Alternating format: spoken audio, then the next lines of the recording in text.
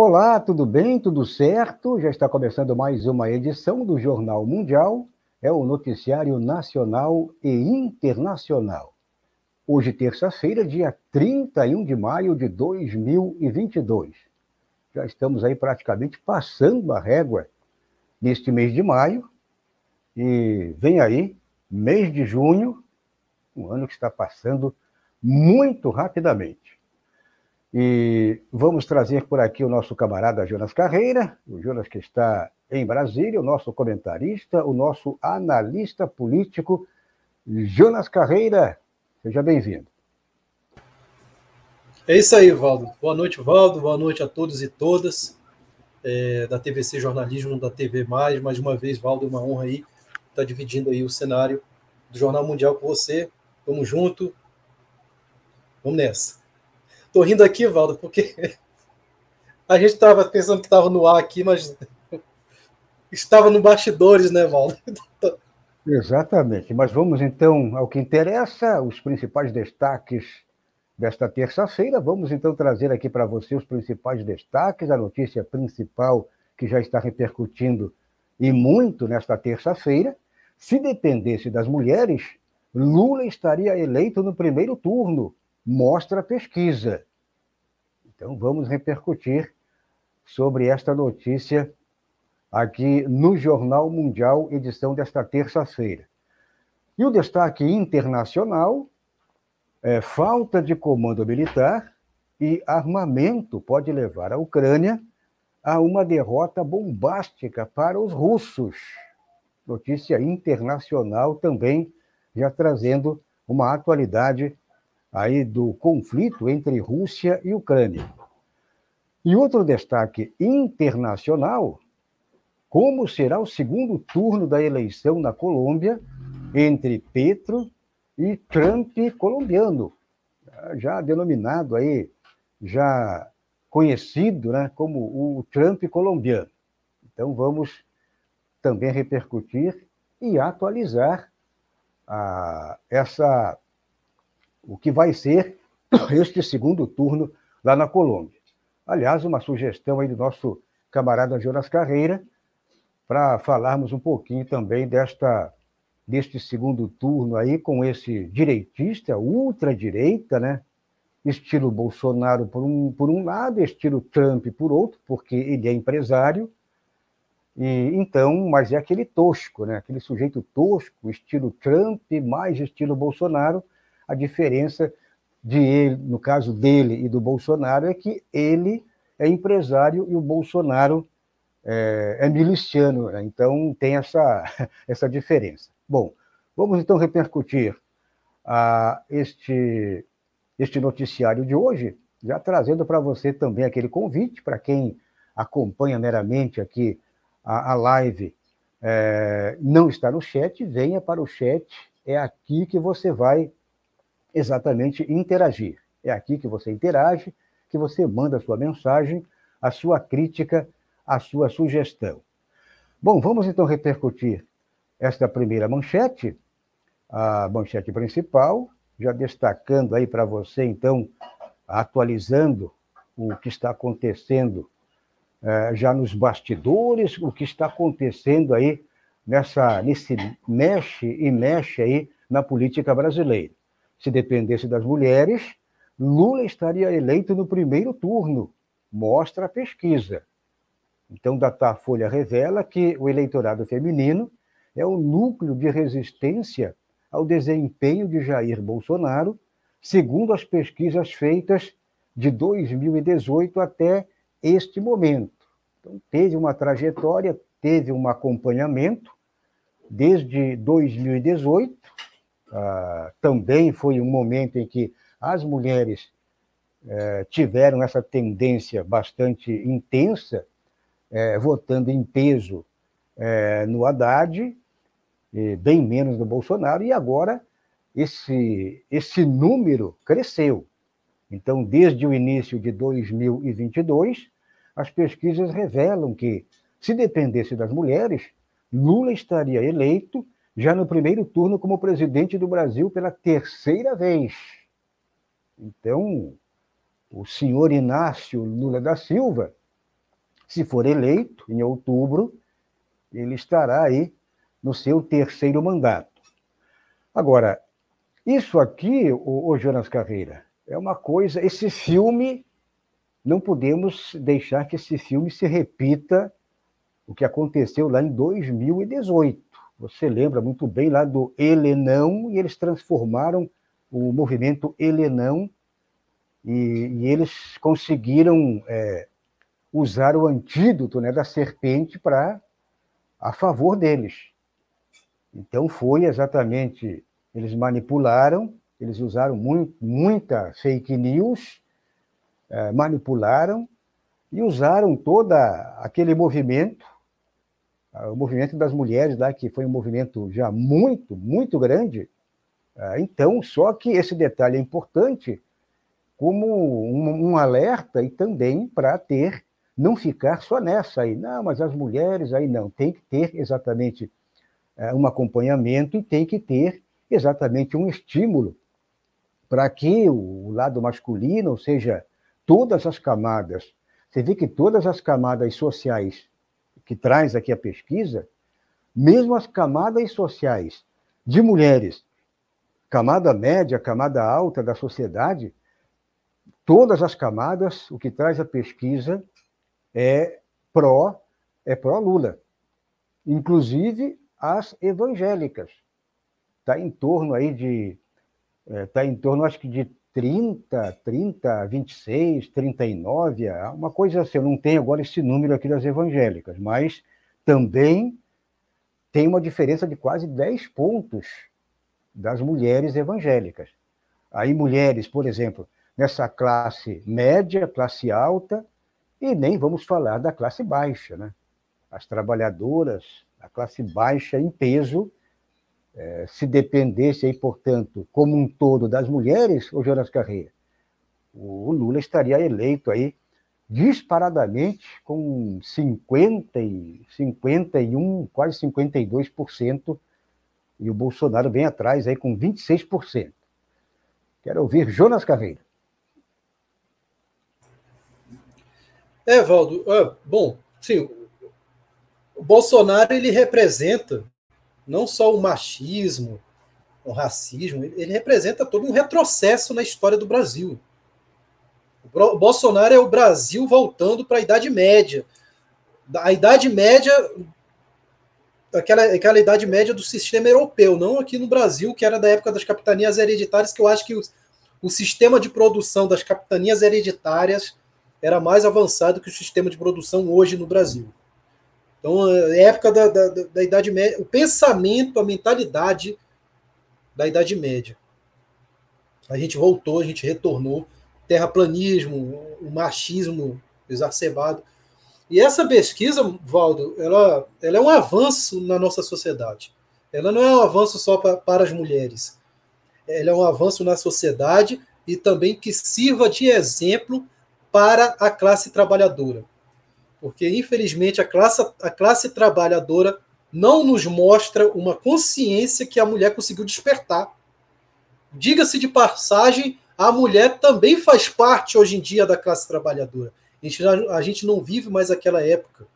É uma época infeliz, até uma época que eu posso dizer que é a época em que a minha mãe viveu, a minha geração tiveram mãe assim, em que tinha que ser dona de casa, não tinha muito acesso ao mercado de trabalho. E hoje a gente vive um desenvolvimento aí por parte das mulheres, em que as mulheres estão acessando o mercado de trabalho. Então, assim, é um avanço, e ao mesmo tempo um avanço dentro da democracia, mostrando que a mulher está inclusa na classe trabalhadora, e mostrando para a classe trabalhadora, por parte dos homens, que existe consciência de classe dentro da classe trabalhadora das mulheres. Então, essa pesquisa aí é para mostrar, né, um exemplo para a nossa sociedade patriarcal aí, de que está existindo um avanço dentro da classe trabalhadora das mulheres. Parabéns aí a todas as mulheres aí por esse avanço e por essa mostra de democracia e de mudança no nosso Brasil. Valdo. Você está acompanhando por aqui o Jornal Mundial, é o noticiário nacional e internacional. na companhia do nosso companheiro, camarada Jonas Carreira, é o nosso comentarista de todos os dias, o nosso comentarista aí que fala de Brasília. Já queria também fazer aquele convite para você que meramente assiste a nossa live, você que está assistindo, venha aqui para o chat. É aqui no chat que você pode mandar a sua mensagem, a sua opinião, a sua crítica, a sua sugestão. Então venha aqui para o chat e faça como os nossos companheiros que já estão chegando por aqui. Já temos aí, portanto, como o Stefano Barbosa, o Stefano, como sempre, o nosso militante número 1, ele está por aqui, diz: se o PT tivesse jogado duro na mídia, a exemplo de Chaves, hoje o Brasil não estaria assim. Então está aí exatamente o Stefano Barbosa, como sempre, sendo bem protagonista. Ainda o Stefano diz: temos que parar de sermos ovelhas, aí respeitamos a livre imprensa. Ainda o Stefano diz aqui também: tomara que o sertanojo despenque de vez.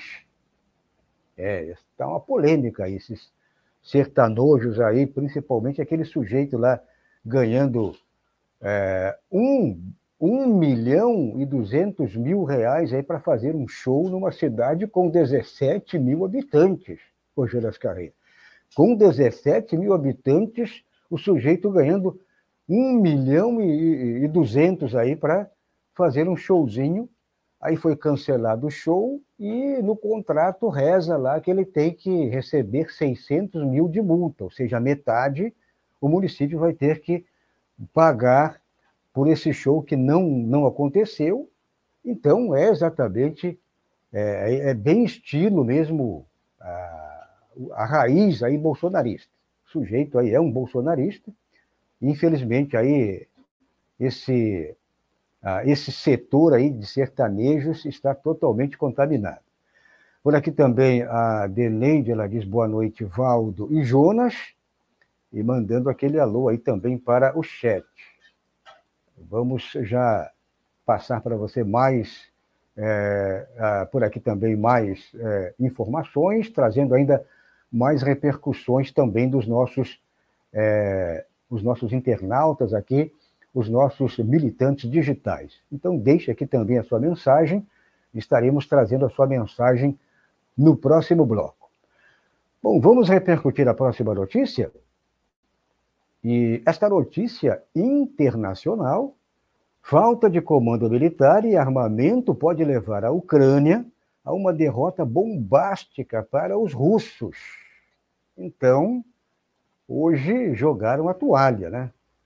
Hoje, simplesmente, os soldados lá acreditam que vai ter uma debandada, vai ter aí uma entrega de armas em breve, e vai ter aí uma amarelada, porque por falta de condições, falta de comando, mas principalmente falta de armamento.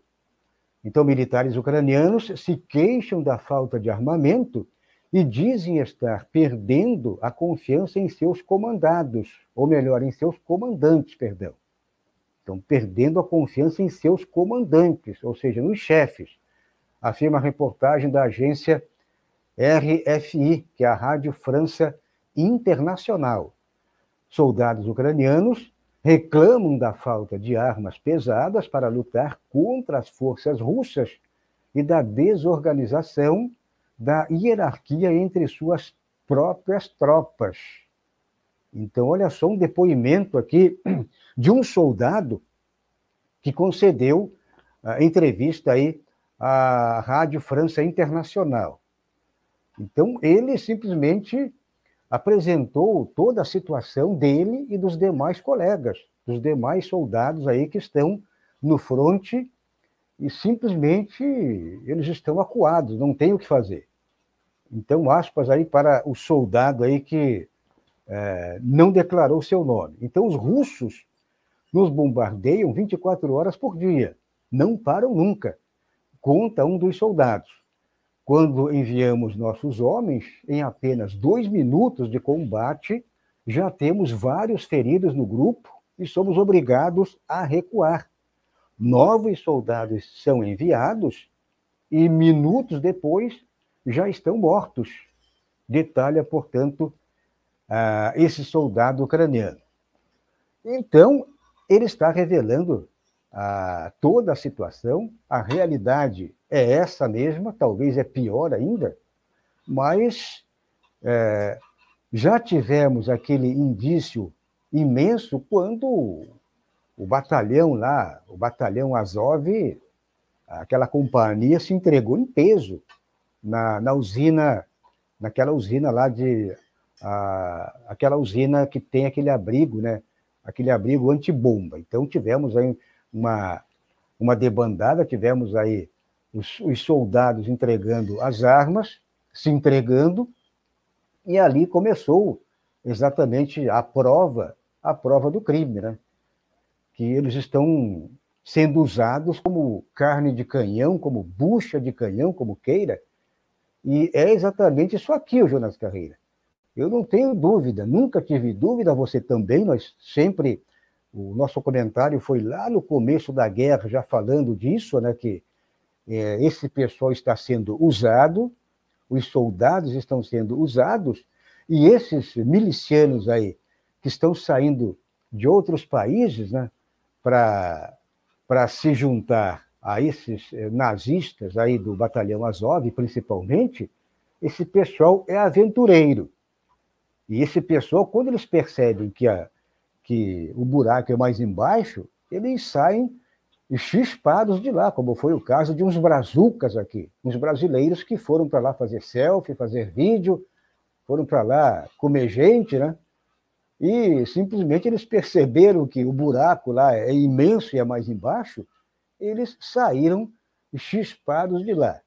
Então, esses aí são, pelo menos ao que traz aqui a reportagem, são soldados com origem ucraniana, né? Origem ucraniana, portanto, eles são ucranianos. E estão contando a verdade, que é essa mesma, né? Talvez daí para pior, o Jonas Carreira. Realmente, né? Valdo, que decadência o neonazismo chegou, né, Valdo? A gente faz uma comparação, os nazistas da Segunda Guerra Mundial com esses nazistas de hoje. É até vergonhoso fazer uma comparação, Valdo. Sim, o exército do Hitler criou aquela Blitzkrieg, né, que era a guerra relâmpago. O Hitler chegava lá, como chegou na Polônia lá, em menos de uma semana destruía tudo, acabou, guerra relâmpago. Criou a Luftwaffe, que era a força aérea, uma das mais poderosas. Só perdeu para a força aérea da Inglaterra, que era mais poderosa ainda. E o Sentapua, o Sentapua da FEB do Brasil. Então, assim, a SS tinha todo um aparato até ritualístico, né? Então, era uma potência. Não estou querendo aqui defender o exército do Hitler na Segunda Guerra Mundial, mas era uma potência. A gente compara o Esquadrão Azov. Valdo, eu acho que a PRF do Brasil está mais avançada do que o Esquadrão Azov da Ucrânia. A PRF criou, né, isso daí dá de 10-0 na SS do Hitler. A PRF criou câmara de gás móvel. Então, eu sou a favor de pegar aqui a PRF, que é um esquadrão Azov, Tupiniquim, e mandar para a Ucrânia, para dar uma ajuda para os ucranianos. Manda para a OTAN, pessoal da PRF. Então, assim, sabe o que é o exército da Ucrânia hoje? O Azov hoje? É uma gangue de skinhead, inclusive aqui do Brasil. Tenho certeza, aí no Sul deve ter vários skinheads, Valdo.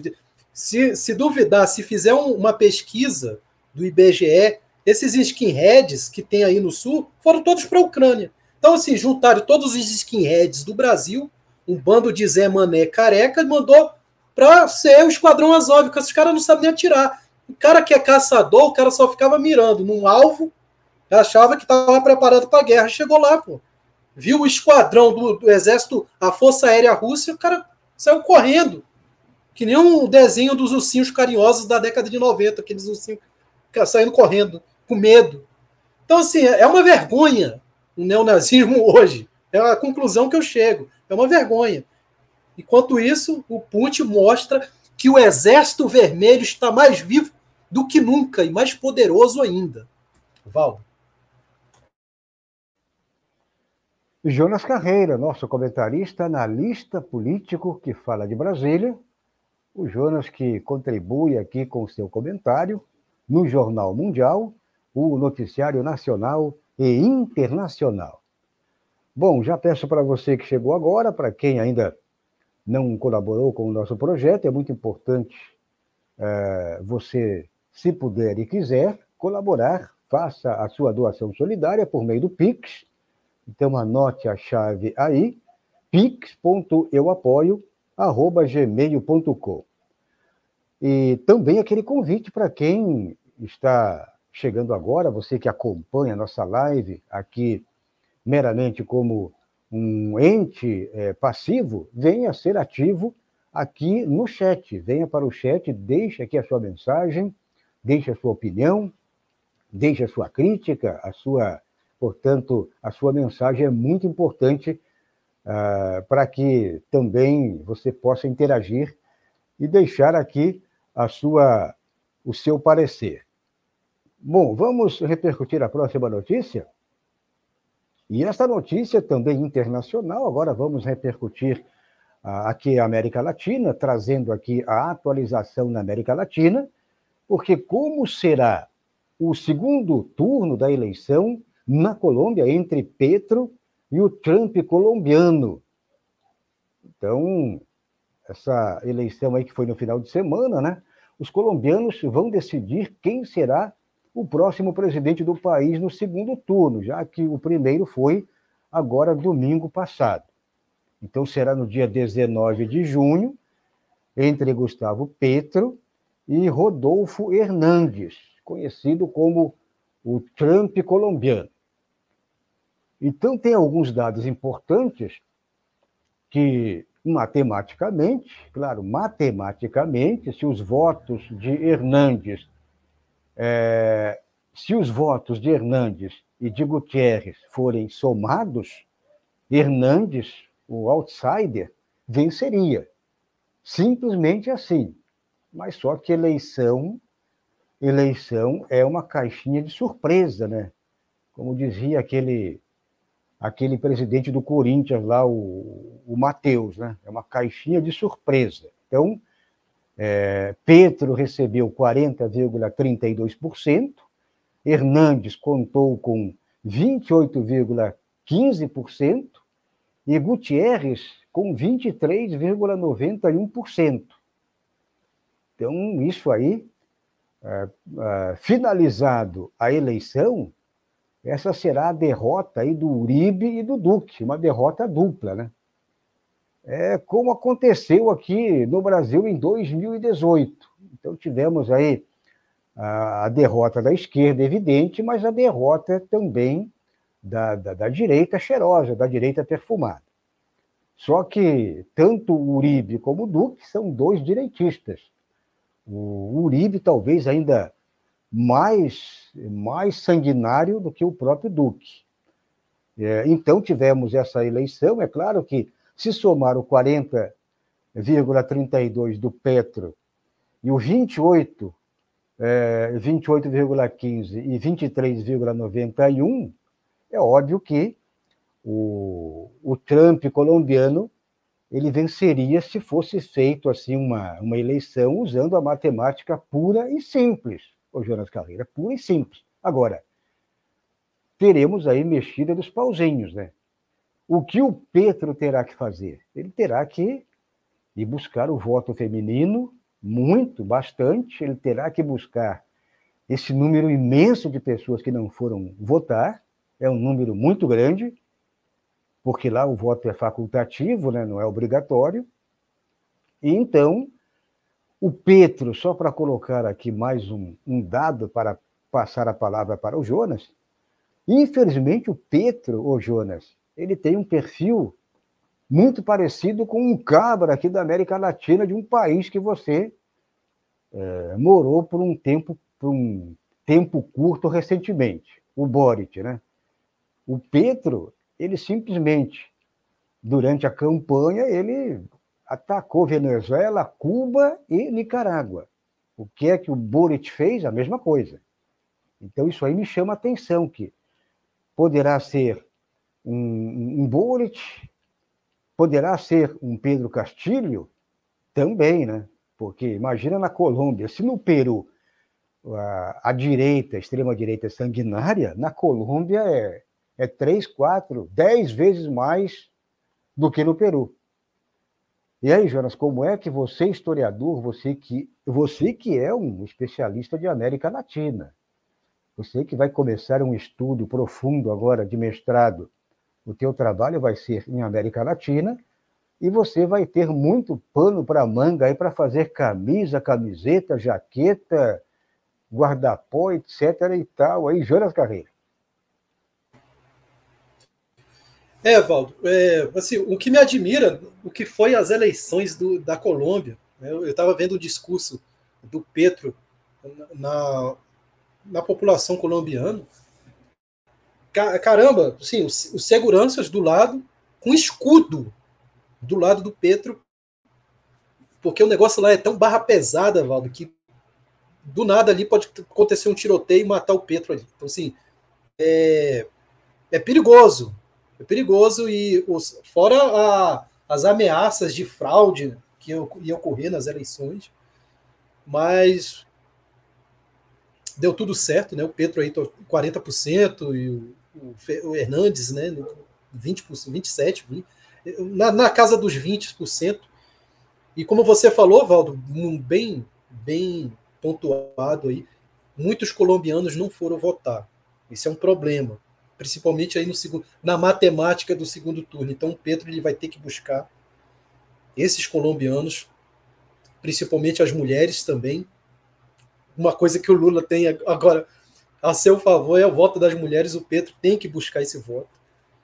E a luta continua. Eu estava conversando com um amigo meu que fez live, colega, né, de militância da Colômbia, e ele falou que a luta lá vai continuar, porque não acabou. Apesar do Petro estar com essa margem, existe esse número de pessoas que não votaram. E, de repente, pela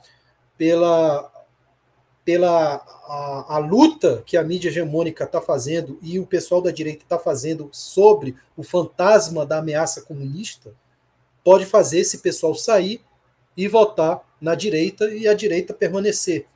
Existe isso. Então, assim, é uma luta ainda dentro da Colômbia para um sistema progressista, entre aspas. Vamos ver o que vai ser o Petro. O Petro ele não se coloca favorável ao que acontece na Venezuela, ao sistema político da Venezuela, não se coloca favorável ao sistema político cubano, nem de Nicarágua, mas ele já falou, já deu, né, algumas coisas que vai tentar uma aproximação com a Venezuela para impedir aí, para um acordo diplomático, porque há muita fuga de venezuelanos para a Colômbia. Existiu isso muitas vezes, demais, principalmente quando o governo Maduro estava numa crise. Então ele vai tentar uma aproximação diplomática com a Colômbia. Ele já se colocou favorável ao governo do presidente Lula. Ele se coloca também favorável a uma integração da América Latina, mas integração da América Latina não se faz sem Venezuela, sem Cuba e sem os países da América Central. Então vamos ver o que vai ser. Na minha opinião, é uma vitória para o povo colombiano se o Petro ganhar. Tem um detalhe que é importante, a gente até, talvez, numa outra oportunidade, né? Agora a gente vai acompanhar esse pleito aí até o dia 19, algumas pesquisas, acompanhar aí no nosso dia a dia aí também o que vai acontecer. Agora, está virando aí, eu diria assim, um ponto comum aqui na América Latina, e é um ponto infeliz, desses governos vem com essa retórica para dizer que não, eu sou contra Cuba, sou contra a Venezuela, sou contra Nicarágua, para tentar abocanhar os votos aí desse centro, dessa direita perfumada, porque não, você vê, eu não sou radical. Então, você já notou que está virando assim um senso comum Entre esses candidatos, foi lá o Boric, agora está sendo, acho que até o Castilho também deu uma guinada, né, para outro lado, e agora esse sujeito aí também. Então, me preocupa muito. Agora, tem mais um detalhe também, Jonas, tem mais um detalhe também, a situação na Colômbia é grave, por exemplo, é grave na hora do voto.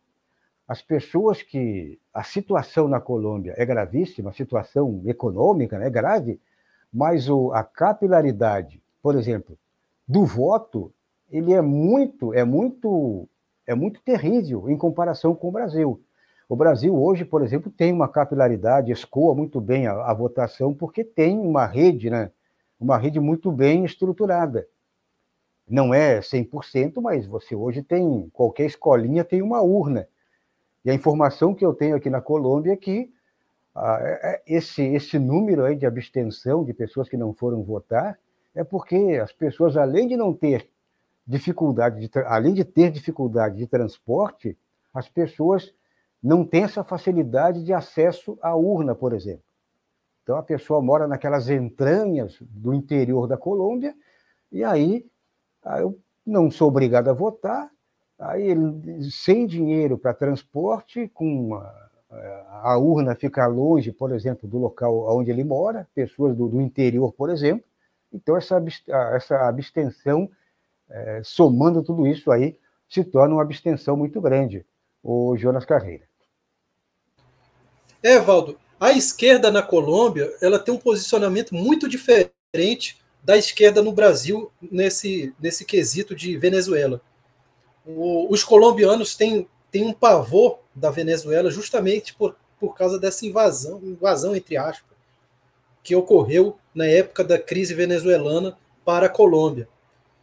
E assim, tem no norte do Brasil, principalmente no Acre, também esse pensamento anti-venezuelano. E a esquerda colombiana também tem. Então, o Petro ele tenta agradar a militância da esquerda ao falar da Venezuela em tentar buscar o apoio para sanar essa imigração.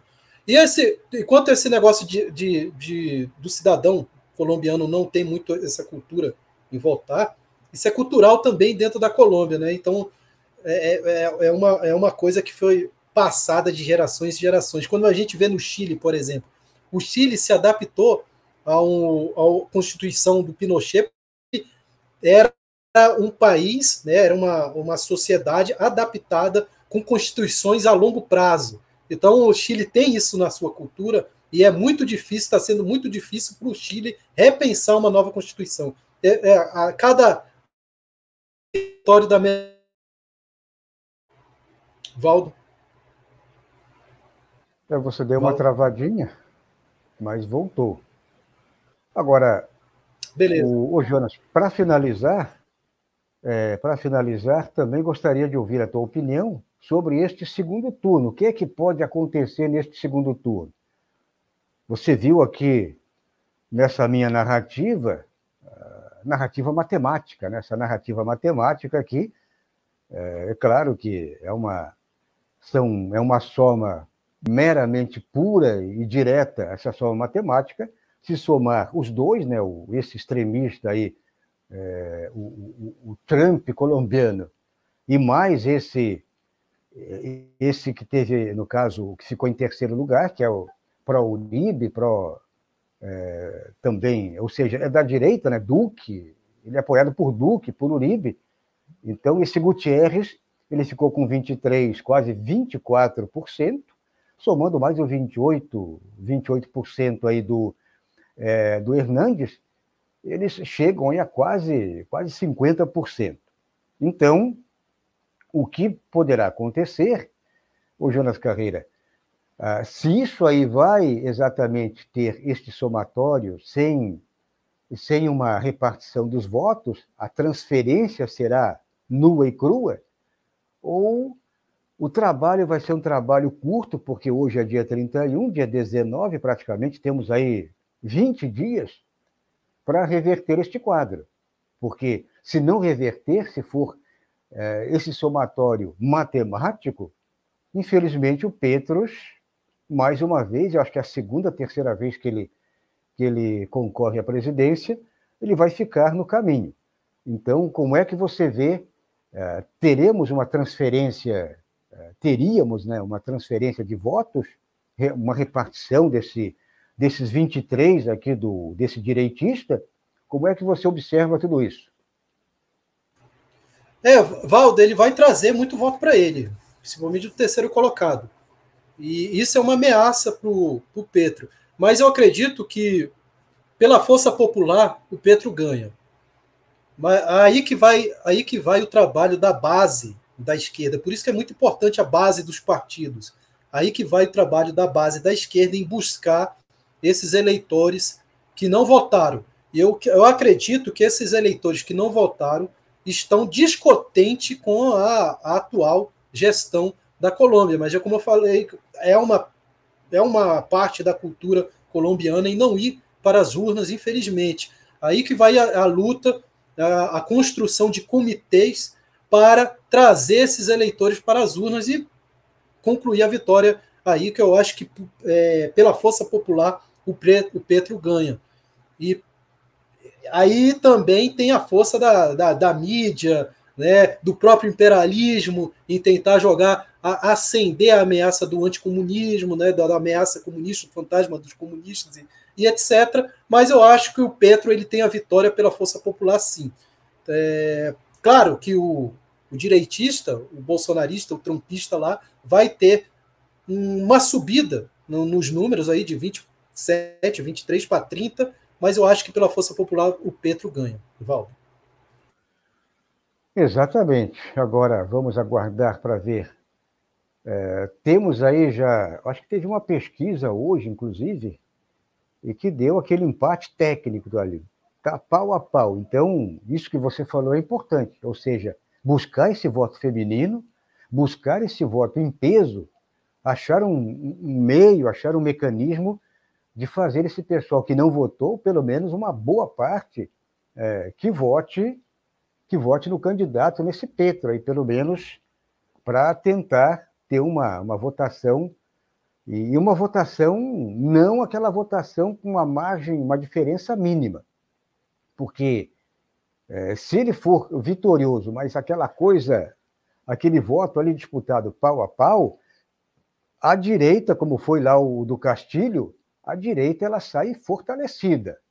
E logo em seguida eles vão tentar dar golpe. E eu não tenho dúvida, mesmo ele saindo bem na frente, aí com 10 pontos, 10% aí de diferença, eu não tenho dúvida que esse pessoal da extrema-direita colombiana, eles vão tentar dar um jeito nele. Então, ele tem que ter uma proteção muito forte, tem que ter uma proteção, tem que ter uma camada de proteção popular e proteção de segurança também. Porque, se não me engano, a Colômbia teve aí, eu acho que foram sete candidatos, aí 7 candidatos à presidência que foram mortos, né? Acho que foi mais ou menos esse número. Então, lá não, a política lá, ou seja, o dia a dia não é para amadores, não, né? Não é fácil. Então é isso, meu camarada, minha camarada. Você está acompanhando por aqui o Jornal Mundial, o noticiário nacional e internacional, na companhia do Jonas Carreira de Brasília. Vamos ficando por aqui. Queria agradecer para você que está deixando a sua mensagem. Acompanhe por aqui o Jornal Mundial, sempre às 10 horas da noite, a partir das 10 horas, e você assiste aqui ao vivo na TV+, e também você assiste o reprise na TVC, com todo o apoio do canal Jonas Carreira. Então, faça a inscrição nos canais, aproveite também para colaborar e deixar aqui o seu Pix. Se você puder aí, portanto, colaborar, deixe aqui o seu Pix com a chave, já está aqui disponível, pix.euapoio@gmail.com. Jonas Carreira, então é isso. Amanhã estaremos de volta. Um forte abraço e até amanhã, quarta-feira. Até amanhã, Valdo. E só para concluir, né, sobre a América Latina, Valdo, esse ano tem eleições no Paraguai, também tem um direitista, um fascista lá no poder agora, que foi através do golpe, né, que ele está no poder hoje, e o Paraguai também, Valdo, é perigoso, também, até mais que a Colômbia. Até mais que a Colômbia, né? Então, assim, devemos ficar de olho também no que vai acontecer no Paraguai. Boa noite, Valdo. Boa noite a todos e todas aí. Mais uma vez, Valdo, muito obrigado aí. Tamo junto e até amanhã. Esta foi mais uma edição do Jornal Mundial, o noticiário nacional e internacional. Amanhã estaremos de volta a partir das 10 horas da noite. Um abraço e até lá.